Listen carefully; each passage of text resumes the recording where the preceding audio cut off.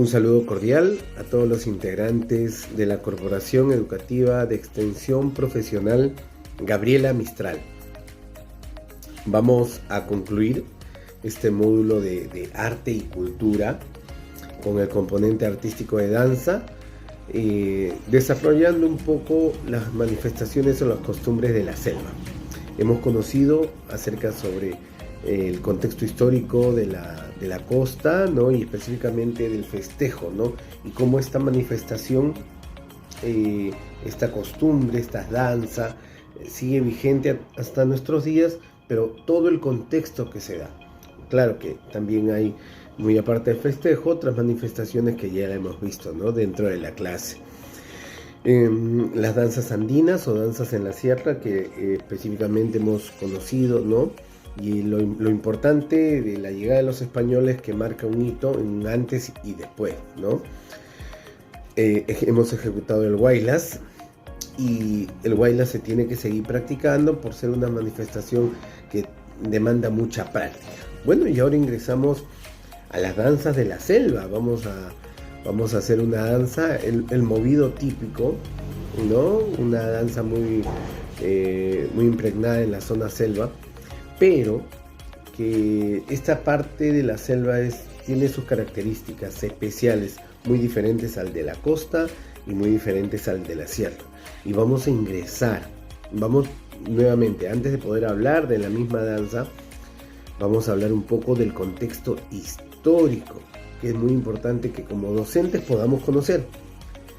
Ya hemos dicho que usualmente toda la información que existe en el internet, muchas de ellas, no son propuestas pedagógicas que están por estudiar, pero que algunas no van acorde al contexto histórico o al proceso que puede tener la historia en nuestro Perú. Es por eso que hacemos un análisis previo y podemos definir o podemos fundamentar estos argumentos para que sean propios, tomados dentro del estudio del folclore. La selva, ¿no? Nosotros primero tenemos que definir bien. Cuando hablamos los departamentos de la selva, ¿no? Y muchas veces existen estas fallas, porque los departamentos de la selva solamente son 5. Departamentos de la selva, ojo: Loreto, Amazonas, San Martín, Ucayali y Madre de Dios. Esos son los 5 departamentos de la selva. Pero a veces cuando hacemos un festival gastronómico, un festival de danzas, nos encontramos con que salen danzas que no pertenecen a estos departamentos. Por ejemplo, voy a citar una danza, la fiesta de los Tulmayos, ¿no? Se da en Tingomaría, pero Tingomaría está en Huánuco. ¿Y qué pasó? Muy bien. Cuando nosotros definimos los departamentos de la selva, ya hemos definido cuáles son, son estos 5. Pero también hay departamentos que están en la sierra y también tienen parte de selva. Y aquí entra Huánuco, Pasco, Junín, Cusco, ¿ya?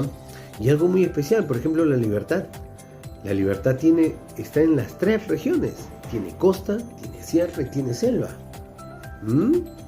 Entonces yo podría hacer una danza de La Libertad que tenga parte de selva, obvio, pero esto es lo que nosotros tenemos que dejar en claro, porque muchas veces confundimos, ¿no?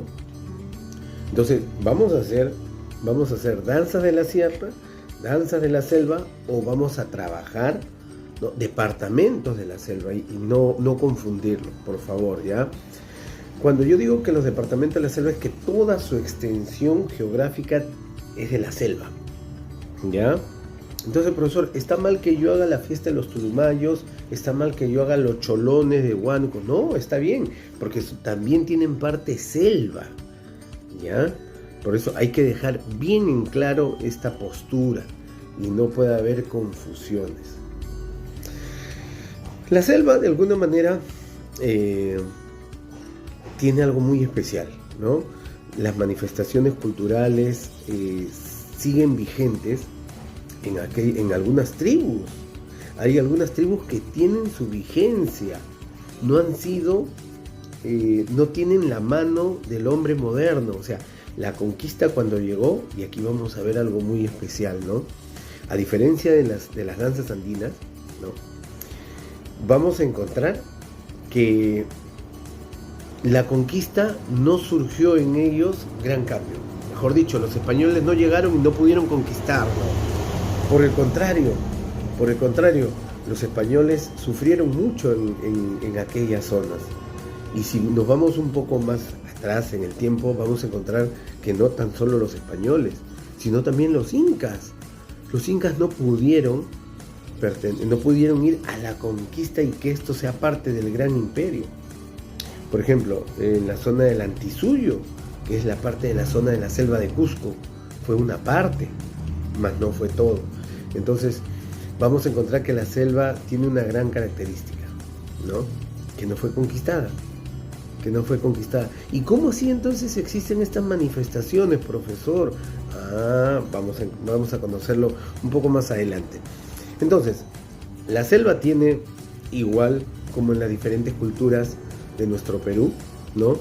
Las deidades por la naturaleza, por los animales y de manera muy especial por el fuego.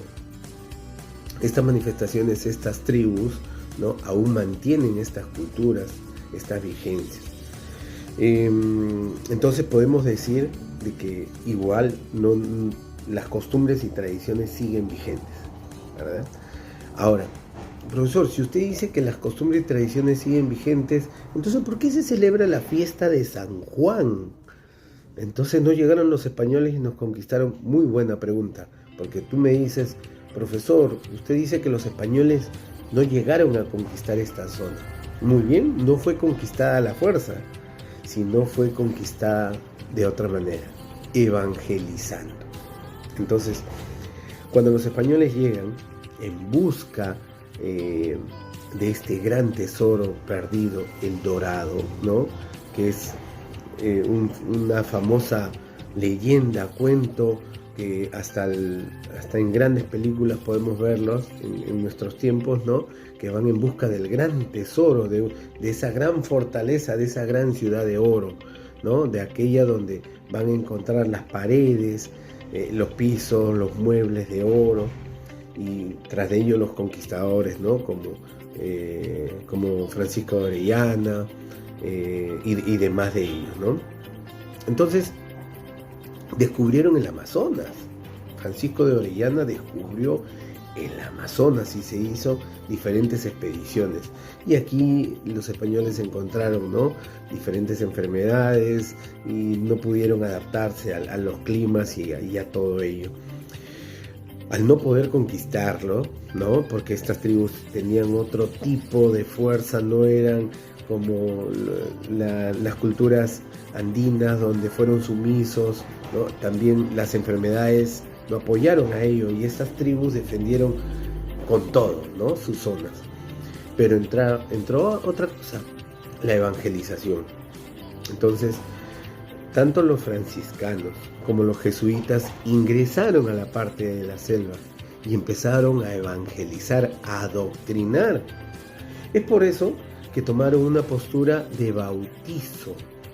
Y no confundamos, porque una vez escuché en un concurso la fiesta de San Juan, ¿no?